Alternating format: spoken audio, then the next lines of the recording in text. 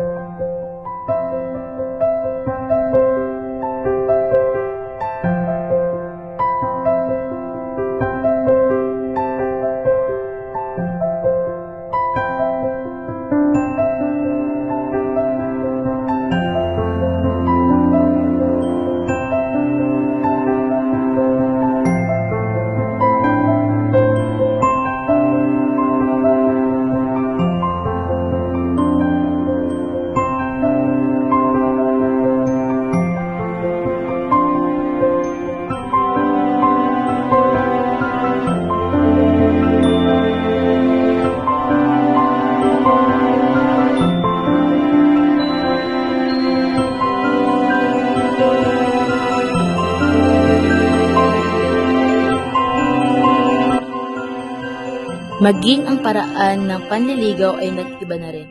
Noon, pumupunta ang binata sa bahay ng dalaga, humaharap sa magulang at minsan ay nanghaharana pa sa ilalim ng bintana o kaya isasayaw nila ang dalaga. Ngayon, madalas na lamang nangyari ang panliligaw sa chat, tawag o video call.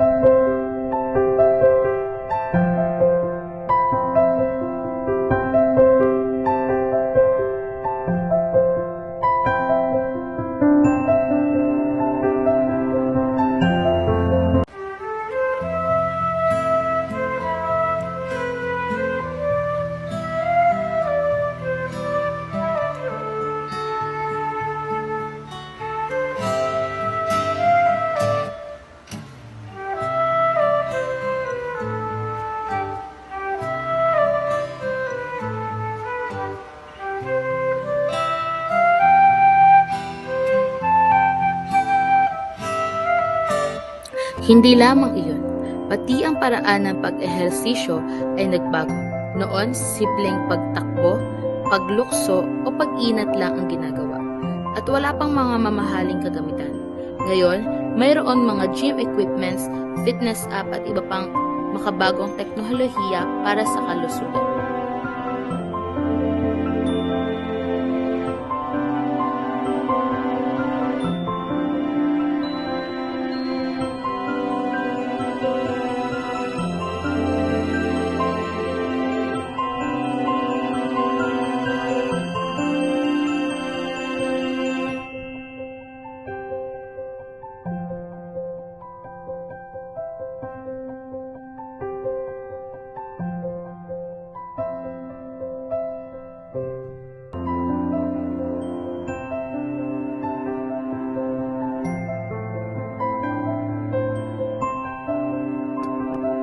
Sa huli, ang pagtatanggol sa wika ay pagtatanggol din sa ating kasaysayan at pagka-Pilipino.